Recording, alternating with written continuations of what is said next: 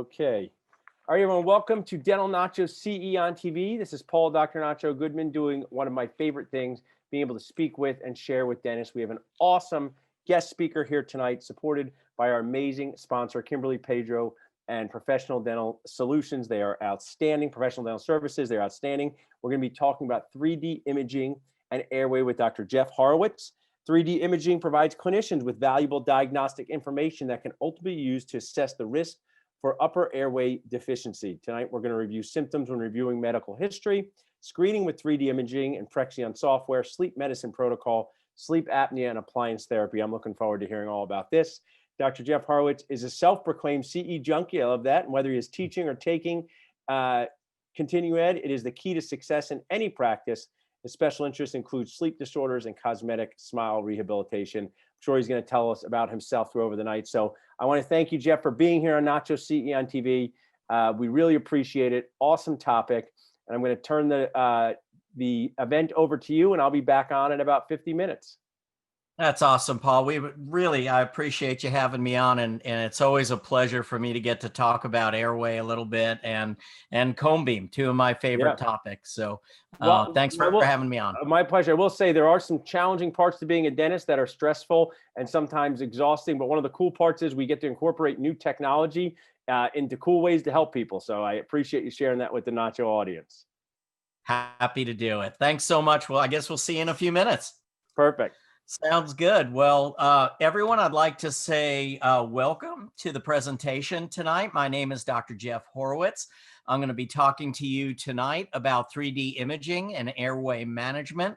I've been a big proponent of 3D imaging, not just for airway, but for all parts of my diagnosis. We pride ourselves in being a very comprehensive practice. And one of the ways we do that is by capturing data.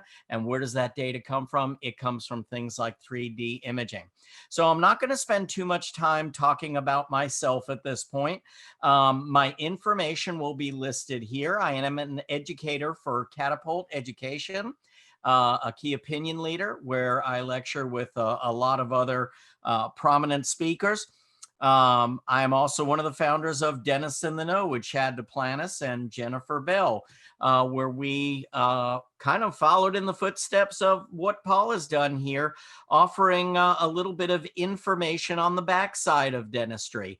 Not so much talking about clinical as we are just what's going on in the political world of dentistry and in the educational world of dentistry.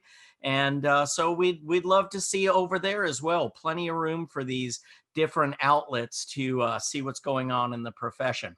My email is listed at the bottom there, and please take note of that. If you would put lecture question in the subject line in any email to me, and I will be sure to get back with you with any information that you need. Not going to spend time giving you my qualifications here. I am a diplomat of the American Board of Dental Sleep Medicine, as well as the American Sleep and Breathing Academy. I've been working in sleep for as long as I've been doing dentistry, started my path with orthodontics and dental facial development in the early 90s. And that path kind of led me straight into airway. So let's get right into it. I do want to give you a little disclosure here that there is not any financial remuneration to myself or any of the other speakers based on product sales or any services that are sold as a result of any of our lectures. But we do want to thank our educational partners that sponsor our lectures, such as Professional Dental Services and Pharyngeal, who are sponsoring this event tonight. And of course, thanks to Dental Nachos for having us on. So let's talk real quickly about some of the economic realities of COVID-19. What do we know about that? We know that our practice overheads have all increased with the infection control mandates and extra PPE that we need and having to take more time in between patients. Things like that have just really driven up the overhead of the average practice. We also know that our revenues have decreased, seeing fewer patients and with a longer room turnaround. So there's another way that our overhead has increased. Plus, it's tougher to get supplies now, and the cost of many supplies have gone up. And then finally, we also know that practice values can decline with a lot of practices going on the market after this pandemic. A lot of people rethinking their lives. So it really behooves all of us in dentistry to figure out ways that we can become more profitable, ways that we can become more efficient in practice and maximize the time that we spend in our dental practice. For me, that's always been about comprehensive diagnosis. I'm a mentor out at the Coy Center and a past scientific advisor. And one of the key components of working out at the Coy Center has been about comprehensive diagnosis and not doing piecemeal dentistry per se. So what are our choices in response to these new economic pressures that we're seeing in practice? Well, we have a few practices that we could engage, and many people, charged a PPE fee or a COVID-19 infection control fee. We all know how that went. Some of us didn't have a big problem. Some people had really big problems. Some people complained to the state, and it was very problematic and certainly not a good long-term answer, although we were able to offset some of the costs there. You could also have raised your procedure fees for the things that you do, but again, in these kinds of economic times and times of uncertainty, how many of your patients are really going to be happy with you with an across-the-board fee increase? So that really didn't seem very practical. Finally, we could lower our overhead by increasing efficiency. And that's what I'm going to talk to you about today. We can add new procedures. We can provide more comprehensive dentistry. And how do we do that? We have to do that by thinking differently. My son is an artist in Charleston, and that's one of his pieces on the lower right. I love that little piece he did just out of a cigar box. And I always use that when I say we have to think about dentistry a little bit differently. Airway is one of those practices that has really allowed us to think differently and to develop a different revenue stream within the practice without really interrupting the regular revenue stream and the regular workings of the dental practice. So this is just a typical day, and this is during COVID actually that you see here. You can see June 23rd, 2020.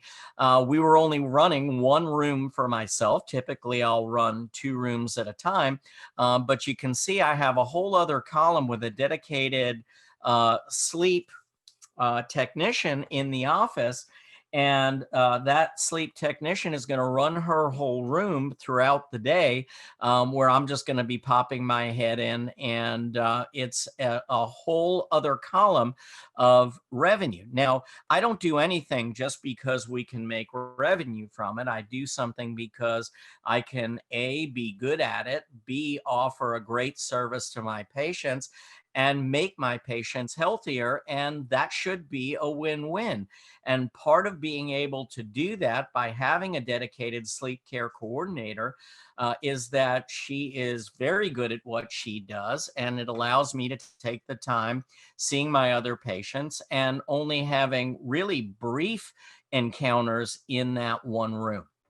So this all has to begin by thinking differently. As I said, we should have been looking at things like Airway and TMD all along. What kept us from doing that?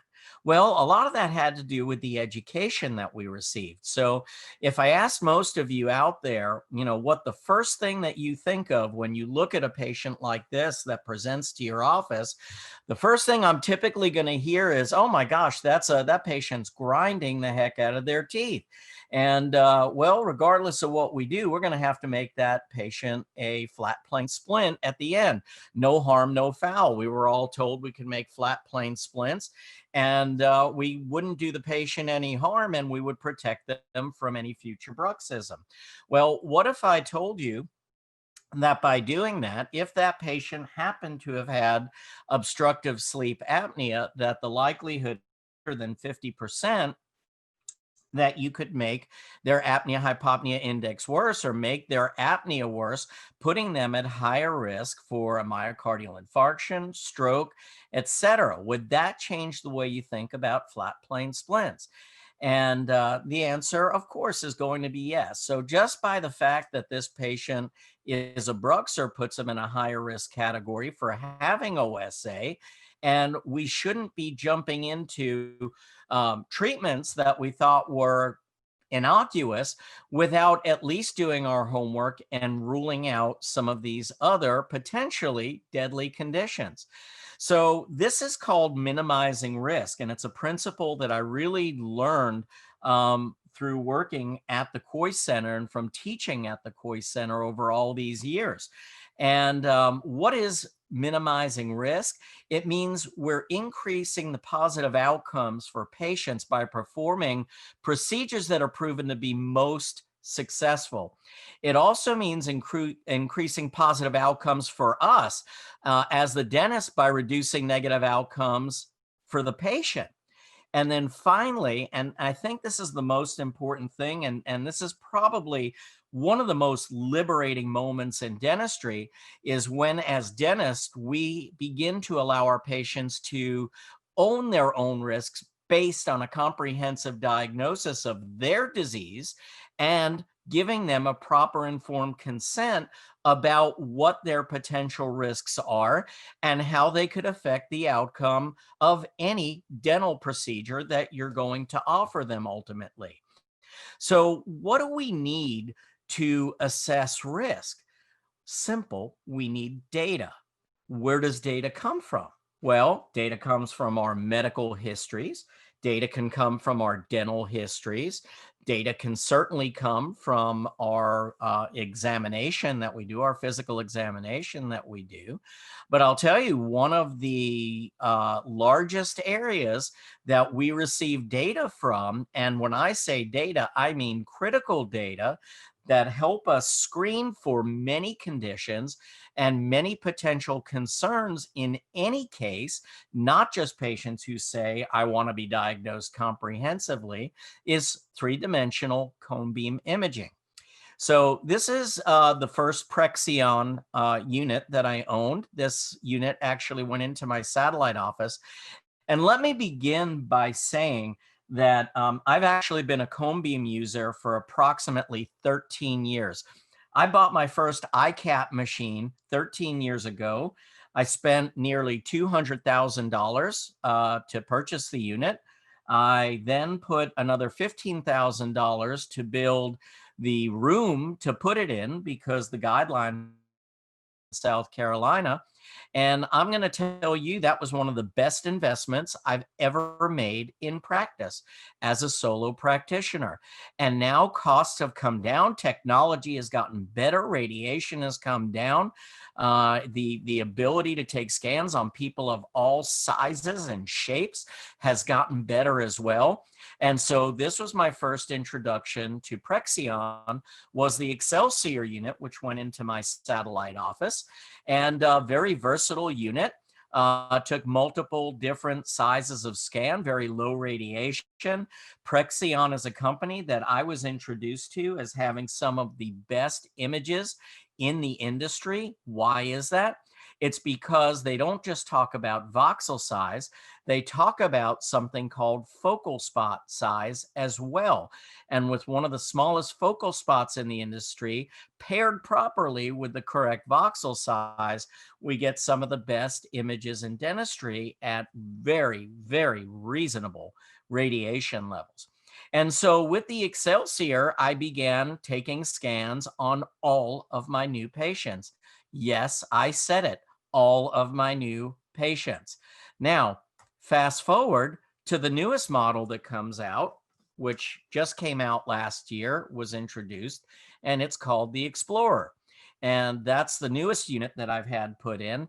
And how do you differentiate between the two?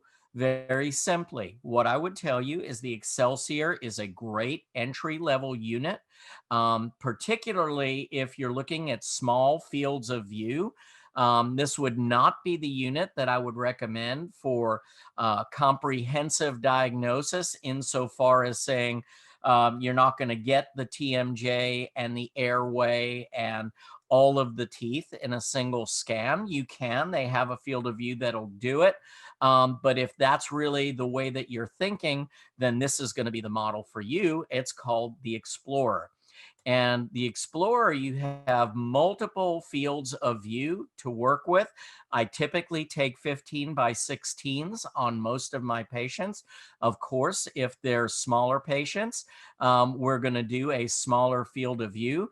But I'm the type of practitioner that when a new patient comes in, I want to assess their risk for their airway. I want to assess the risk for their TMJs and for function. I want to assess the risk periodontally. I want to assess the risk dentally. And I also want to be able to have the opportunity to plan out implants or any other type of treatment that we want to consider from that one scan. I want one and done. Here's the cool thing. I could actually make this into a bite wing as well. Now, this lecture was really touted to be about airway. So what I want you to understand is that when I went into this whole thing with cone beam, I was already doing airway. I was already doing TMJ. And putting cone beam into the office just allowed me to do this at a higher level, because with one scan that can be done as the patient walks through the door, I can be screening for all of these potential conditions. So this is an image that you see here taken with the Excelsior, and I apologize for not taking the name off that. I thought I had blacked through that prior to the lecture. So forgive me for that. But we can take a look at an airway in a sagittal view. We can take a look at it in a coronal view. We can take a look at it in an axial view. Now, keep in mind, this is not a moving airway. So you're looking at a static image of the airway. Typically, this is a patient who has not exhaled all of their air out of their lungs. So this is just giving us a snapshot. So we can see an airway that seems to be of a decent size. And I'm going to give you some qualitative and quantitative measurements that you can use as we get a little further along in the lecture. But for the most part, when I'm doing these snapshot images, I'm just looking for things that stand out to me. So when I see a larger airway like this at rest, can I think, oh, there's no way this patient has sleep apnea? No, I can't say that, because the airway can still collapse even when it's big. But when I see a really small airway with a patient standing up, breathing in and out, and at rest, then I know that patient will be at higher risk for obstructive sleep apnea. So I have other data points that I can capture from the examination, but this is an incredible screening tool, and I'm going to show you why. And that's because sometimes people will lie to you when you hand out screening tests. When you ask them, do they snore? When you ask them, are they tired? They will flat out lie. Now, this name I did intend to keep on here because this is the name of one of my associates. And this associate told me that he didn't snore, told me he didn't have a problem with sleep, told me he didn't think he needed to be screened for sleep apnea. And when we took our Prexion scan on Dr. Bachler here, and he has given me permission to do that, by the way, when we took our scan on Dr. Bachler, we see a critically small airway at the C2 region. And if we look at it from the axial view, you can see that it's almost entirely collapsed. This is while he is standing upright and breathing in and out. As it turned out, not just apnea, but severe apnea was the diagnosis. So I want you to see this as a tool that can be used for every patient, not just patients who come into you for an airway exam, not just because you're starting to do airway, but because this is a comprehensive patient that you are trying to reduce risk for long term. So the conversation comes up when we go into the room. Mr. Jones, I looked at all your teeth and I was looking at your jaw joints and I was looking at everything important to us in dentistry, but I also noticed that you have a critically small airway, and that can be very dangerous. So tell me about your snoring, because it would be really unlikely that someone with an airway like that wouldn't be snoring. And it begins to make sense because they start to accept that now as part of the anatomy that you're reviewing as you look at a comprehensive scan. So when the patient says to you, "Why are you looking at this? You're just the dentist. Isn't that a medical problem?" Well, yes, it is a medical problem. It is a medical diagnosis, but as dentists, we are gatekeepers of the airway. And I have to tell you that breathing does trump teeth. Now, teeth are important. I love teeth. I love to fix teeth. I love everything about teeth. I love to keep teeth when I can. But if I have a patient that has sleep apnea and treating their sleep apnea may mean risk to some of their teeth, then that's the patient's choice, not mine. So if this patient walked through my door, couldn't tolerate CPAP, and said, "I have severe apnea. I can't wear the CPAP. I'm not a candidate for surgery. Could you make me an oral appliance?" Most dentists would say no, because they'd be afraid of what's going to happen to the teeth. Well, this guy's already pretty jacked up, and I don't think you're going to do anything to the teeth that wasn't going to happen already. So we tell them, we let them know it's going to make the teeth worse before it makes them better. Maybe we get the teeth out right away, put some implants to stabilize an oral appliance, and off we go to the races. But it's not for us to tell a patient to go home and die because we're worried that, their periodontal disease may get worse, or their tooth could be lost sooner, especially when they were in such bad shape to begin with. So we just have to think more holistically than just being confined to individual teeth. So, and this is why this is so important. And it's because, a patient that has undiagnosed or untreated OSA has one of the highest risk factors for future heart attack or stroke.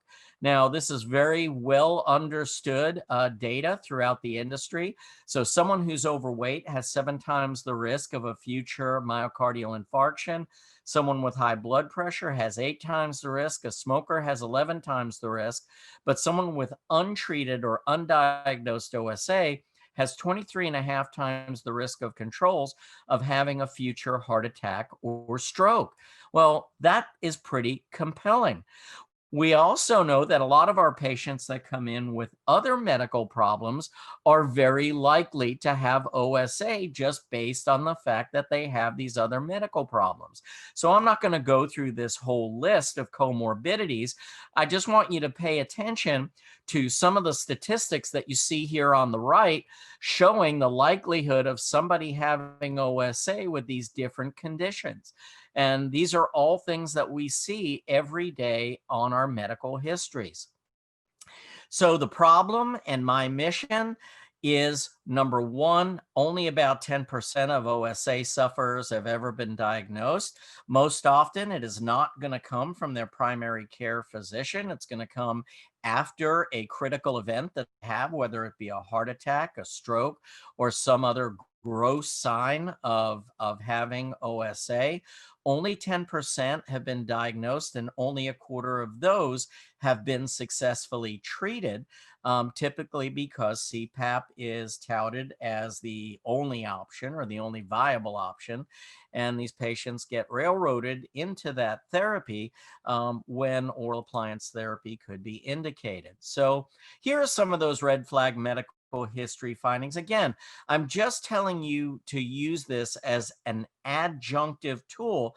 And when you see any of these things, especially when you look at your cone beam and you see a smaller airway size at rest, I really want you to have the hair stand up on your neck and go in and have the conversation with the patient. I've told you the two most common symptoms of OSA: snoring and excessive daytime sleepiness. Those are the big two. So ask those questions. You don't need to hand out these big screening tools. I mean, the last thing that patients want is more paperwork to have to fill out. They're already filling out another COVID questionnaire now. So don't give them any big screening tools like that. Ask them a few basic questions and get your airway image. You can do a stop bang. I'm not going to go into that. This is a very easy 8-question screening tool. There's even a smaller one, a 4-question stop tool that you can use. I'm happy to share any of these with you if you'd like to email me at a later date. Again, this is mainly about cone beam. Today, you can offer an Epworth sleepiness scale, which is the gold standard in sleep apnea. Again, any screening tool that you use is just a screening tool, and it has to be put together with data that you also capture, and even more importantly, that you can show to the patient. And again, where does that come from? That's going to come from cone beam. It's going to come from your examination and what you see based on the cone beam. So we can do a Mallampati classification. We can do pharyngeal grading, looking at the lateral dimensions of the airway. We can look at the size of the tongue and for structures that visibly obstruct the airway. And as an adjunct, I would also tell you that when you're looking at your cone beams, you also want to be looking at tonsils and adenoids. So we can do tongue grading, looking at the size of the tongue with reference to the size of the arch form and whether or not they're going to be a high-risk case or not, whether their tongue is scalloped or not. But I'll tell you, by and large, the one thing that always jumps out, and remember that very often people don't tell you what their true symptoms are, is having these images, having these cone beam images as one of your first screening tools. And again, I'm not just taking a cone beam to screen for airway. I'm taking a cone beam on virtually every new patient that walks through my door if they've not had a cone beam image taken within the last couple of years. Again, it's going to be full field of view. So I'm going to be looking at joints. I'm going to be looking at airway. I'm even going to be looking a little bit at cervical spine because of my knowledge in the TMJ. I'm going to be looking at the periodontal structures. I'm going to be looking at the tooth structures. I'm going to be looking at the nasal airway. So I would love for you to take a look at this. This is typically how we would catch a small pharyngeal airway. This is an axial view. So the axial view is that view taken slices through the head from the top down. And we can see that this is a patient who is at rest and standing up in the machine, and yet the airway is almost completely collapsed on one side. Minimum cross-sectional area is a term that we're going to talk about here shortly. But all in all, you can't diagnose what you don't see. That is probably one of the biggest points. So whether you're doing implants or whether you're thinking about, looking at the teeth with cone beam or planning for implantology or whatever it is that you want to use cone beam for, think more holistically. Think about all the things that you can be doing with this cone beam image and never fail to look at that airway. It's right there for you. You don't have to look that hard, and you don't even have to have a full field of view, depending on the patient's size every time to see that. Now, one of the beautiful things about the Prexion system is this beautiful airway analysis tool that they've built into the system. So they've taken very well understood data, knowing that when the minimum cross-sectional area of the airway at its smallest point is less than 1.86 square centimeters, that we have a higher risk for obstructive sleep apnea. Again, one of the things I want you to take away from this is that just because an airway is big on a cone beam, it does not mean that the patient cannot have obstructive sleep apnea. But what I will tell you is that when a patient is alert, awake, standing up, breathing in and out in the machine, that we should not see airways of this size. So what does Prexion do to alert us that we might have a problem? Well, we simply put this airway analysis tool in, and I've learned to recognize these things, but this is very useful, especially when you're first getting started in airway, and it's going to pick up all of the areas of restriction, starting in the areas shown in red, and then the areas shown in black are way below that accepted norm for minimum cross-sectional area that would put a patient at higher risk. So boom, just by taking the scan, this patient is already flagged higher risk for OSA, and we're going to start that conversation of getting that patient diagnosed. Again, cross-sectional area, minimum cross-sectional area is the most important number that we are looking for. Why is that so important? You know, a lot of companies out there will talk about volume and the volume of the airway. Well, if you think about what volume is really just the cross-sectional area of the airway across different sections. So in other words, it's the average minimum cross-sectional area. So volume, when it comes to the pharyngeal airway, is not as useful a tool as the minimum cross-sectional area at the smallest point of the airway. I really want you to take that away. And what the software that Prexion has put into their system does is show you those areas very clearly. And now I can walk back to the patient and show this very, very easily. So we can also look at the coronal view. We can find areas that are small there. Again, this airway tool is going to work in 3 dimensions for us. We can superimpose it over the facial bone, showing the extent and the position of the constriction. So that shows the patient where it is with regard to the face, and why you as a dentist would be looking at this and talking to them about airway. It becomes an absolutely critical tool.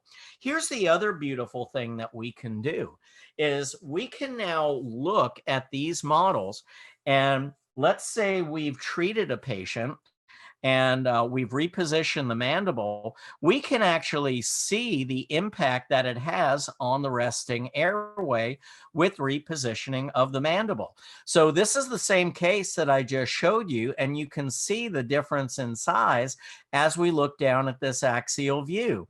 Now, would I call this perfect? No, but if we looked at that side by side with what I showed you before, you can now see that the minimum cross-sectional area is vastly increased. And in fact, by sleep study, it was proven that this patient was now apnea free, which is a pretty amazing thing. But we can see the physical changes to the airway. And why is that important? That's important too, because everyone seems to think that because we primarily move the mandible forward in an AP motion with an oral appliance, that's where most of the increase in the airway occurs, is in this AP direction as we look at the sagittal view. And that's actually not the case. We actually see more oblique opening with oral appliance therapy, as you see in this case here, taken in the coronal view. So again, this is that same case. And what I love the most about this case, and here again is that image that's superimposed. What I love the most about this case is that it happens to be me.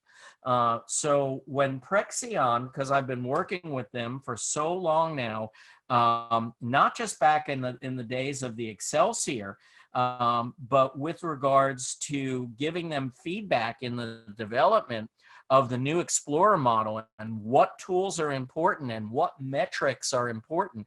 And one thing I will say about this company is that they absolutely listen, and they are a wonderful company to work with. Their support is absolutely terrific. It is second to none. I can tell you, I have a unit in each of my offices, and in both of those offices, regardless of what the problem is, if there's ever an issue, they call up. The phone is always answered by the second ring, and we have a fix immediately. And if the fix is not immediate, someone is on an airplane. And that's only had to happen once, and it happened. Someone was on an airplane. I can tell you that was not the case with my iCat. So I've really enjoyed, again, working with Prexion and offering feedback. You know, one of the things that I always tell dentists is when you're looking at cone beams is don't get sold on the prettiest picture that gets thrown up there. And by prettiest picture, I mean, yeah, this has a lot of fancy colors and things, but what you're looking at is a volumetric representation of the airway. And again, if you remember what I told you, volume is not as important as the minimum cross-sectional area at the smallest point of constriction in the airway. So please, please, please remember that. That's a great little tidbit to always take into account. And here's some of the data that really explains that. Now, I don't have time to go into a lot of this now. I'm happy to share any literature, any studies that support everything that we've just talked about. But again, what I want you to see is that across all of the literature, one of the most indicative data points is the fact that people with OSAS and severe OSAS have significantly narrower cross-sectional areas at the level of the uvula or at the level of C2. And across all the data, we see the same thing, that minimum cross-sectional area is one of the most important data points to capture. So I also want all of you to know that this starts in kids. This is how my path into airway and dental facial development really started, was through orthodontics in the early 90s. We started doing palatal expansion very early. We were improving airways in young children. As we did that, we were able to overcome enlarged tonsils and adenoids sometimes. Sometimes we had to refer them to the ENT. But this is typically where the disease starts, and it's up to us to catch that. So there's a lot of things that kids will come in with, you know, cross bites and mouth breathing and teary eyes, allergies, high palatal vault. These are all telltale warning signs, and I want you to pay attention. You know, one of the things that I always hear is, Jeff, are you crazy? Are you taking cone beams on children when they come in as new patients? And I say, you bet you I do. You bet you I do, because not only can I evaluate the tonsils, the adenoids, I can look at their growth and development. I'm getting a panoramic image. It becomes my pre-orthodontic image because I can develop a cephalometric analysis just based on the one scan if it's taken in a large field of view. You betcha I'm going to do that. And there's not going to be a need for a lot of other intraoral x-rays. And I can show you where over the course of 5 years, I will subject that child to less radiation, having taken just that one scan, and then using, you know, other tools for the diagnosis of caries. Even with that, you know, Prexion has done some incredible things because of their image quality and the size of their focal spot. We can actually develop bite wings from our Prexion scans. We can actually get images of the teeth, bite wings per se, that we can look at and not only see them, as we typically do sagittally in 2 dimensions, but also look at them coronally and decide where is the worst point of decay. Is it more to the facial? Is it more to the lingual? So important to see that we can look at adenoids. The only other way to look at adenoids going to be to shove a mirror back behind the tongue. I'm not doing that on young children. We can also see all the tonsillar tissues that surround the tongue and the pharyngeal airway and look for potential problems. This becomes a great referral tool for your ENTs or maybe to your orthodontist if you're not doing orthodontics yourself. So there's a lot of reasons you're building up that networking for you, for your practice. You're working with medical practitioners, offering referrals, and it's all because you were taking a scan at the beginning and offering your patients a comprehensive diagnosis that minimizes risk. So we've been doing this stuff forever. We've been expanding arches. We've been improving airways. We now have a quantitative way and a qualitative way to actually look at these structures in real time when our patients come in and have a more accurate idea of what's happening in patients of all ages. It offers us the opportunity to do things like Invisalign First, like expansion therapy, again, referring to the ENTs.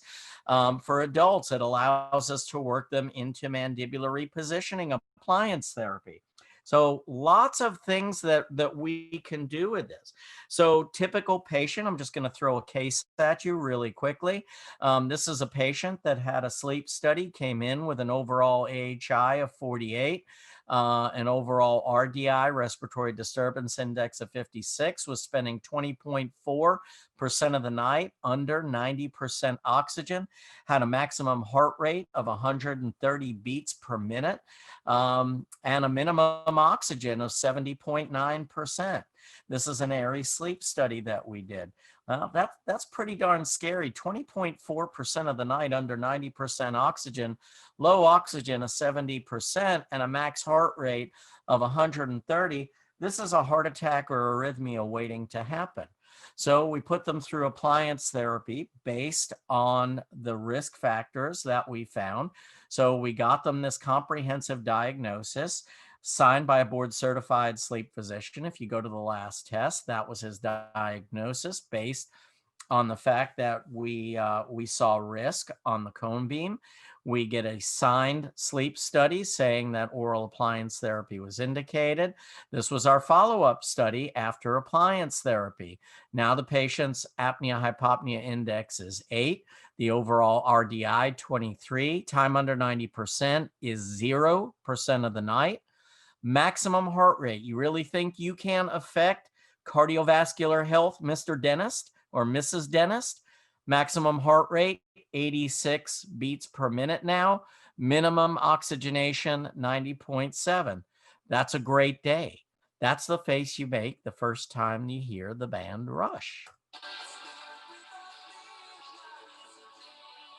I'm sorry I had to do it. I am a diehard Rush fan, and I just can't ever seem to get through a lecture with putting something on there like that. So thanks for indulging me there for a minute.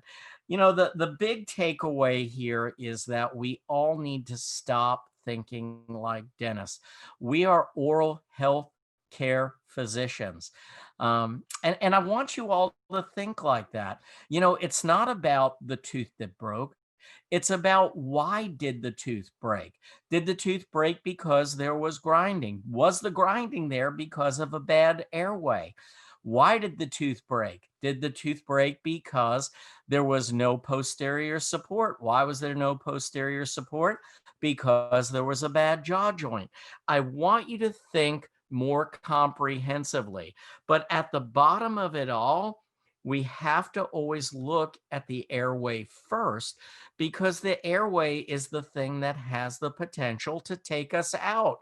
It's not our job as a dentist to say, Don't worry about that airway because it's a medical problem. I've got teeth I need to fix.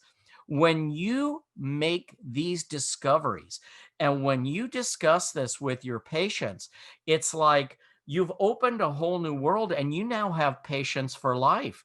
The patient that comes in and says, Dr. Jeff, I want an implant. Yeah, I could get in there. I can use the Pharyngeal implant planning tool. Really easy. Boom, I can throw an implant in there. I know what size. I have the whole database of every implant system that's out there. So I can drop any type of implant that I place into three-dimensionally into my Prexion images. This is just a beautiful tool that they offer. But guess what? I don't just take that field of view that shows me the fact that they have a missing tooth and can I fit an implant in there? Uh-oh, we've got a bad joint. And I start asking about popping or clicking. I'm just going to tell you this is not what the condyle should look like. We don't have time to really go into that. But as we look closer at the TMJ, again, here's your sagittal view. This is supposed to be nice and rounded. This is about half the height that it should be. This is completely broken down, flat, with osteophytic change. This patient has a lot of pain. They don't have a lot of space. As we look at the coronal view of the condylar head, you can see more of the osteophytic change in the joint space. This is a patient that's been debilitated with TMJ issues as well. And I found it because they came to me to talk about an implant. And they just been told so many times by their dentist that they don't really do a lot with TMJ. There's nothing you can really do about it. It's just something you have to live with, or you just make a flat plane splint. I don't care if you're an expert or not. Find the people around you who are, and be that person that helps patients find answers. Again, be that health care, that oral health care physician, as opposed to that tooth doctor. And it's amazing what happens. And by the way, this is what the healthy TMJ should look like. This is the right side. So this is a patient that had a traumatic injury to the left condylar head. As a result, they were experiencing breakdown on the left side. Vertical dimension was being lost on the left side. Eventually, they started biting too heavy on the left side. And guess what? They lost that tooth that we've now had to treatment plan for an implant. So remember, it's not about did you lose a tooth? It's why did you lose the tooth? And that's what my Prexion's going to tell me. And oh, by the way, has anyone ever told you that you snored? Again, same patient. Has anyone ever told you that you snored? Why would you ask me that? Again, I'm not trying to pile on. I know you came to me about an implant, but in our practice, we try to find out the reasons that things happen so we can prevent them from happening again in the future for you. So when I look at this scan, this airway should be wide open. I didn't even have to run the airway tool on this because these tissues are touching each other. But if you want to run the pretty tool, run the pretty tool. And now you have something you can hand to the patient and say, take that home and ask your husband, your wife, your bed partner, whatever, do I snore? Because my airway is closed when I'm standing up and breathing normally. And so this is going to be a patient, at least send them home with a pulse oximeter. Find out if they have an airway issue. You could add 12 to 15 years to their life expectancy just by taking that one darn scan. So what happens when we learn about airway? What happens when we learn that capturing data with cone beam imaging can really not just be a way to boost revenue, but to be a way to improve the type of care that we're providing to our patients? It's going to add a new source of practice revenue for you that requires minimal doctor time and minimal effort. You're going to provide more comprehensive dentistry. You're going to help your patients get to not just the what's wrong, but the why it went wrong in the first place, and keep them healthier, preventing that from happening again. You're going to decrease your overhead by providing care efficiently. You're going to have less chair time. You're going to have more profitability. You're going to add procedures to what you're doing. You're going to decrease your patient risks medically and dentally, and you're providing a true quality of life service that saves lives. So not just Airway, the imaging, it's everything that you find. It's that data that you find and the data points that we can share with our patients that talk about risk. So I graduated from this old ICAP machine. I can tell you that this was a $200,000 machine, which I made my money back on in the first year, just based on the number of TMJ and Airway cases that I was doing, not to mention how many patients were moving forward with implants, because I could plan them and tell them whether they were eligible candidates that very same day. So when that $200,000 machine became old and obsolete, what did I do? I moved to the Prexion at half of the cost.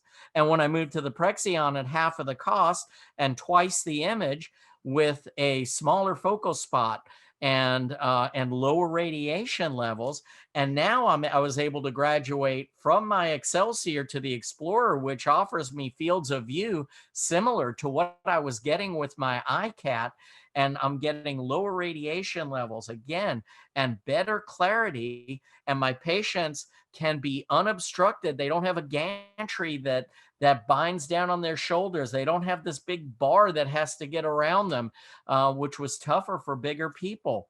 You know, it's really a simpler choice. What I love about these stand-up units as well is that they will accommodate a wheelchair. So if you want to sit someone down, you can. If you want to stand them up, you can. The versatility is absolutely outstanding.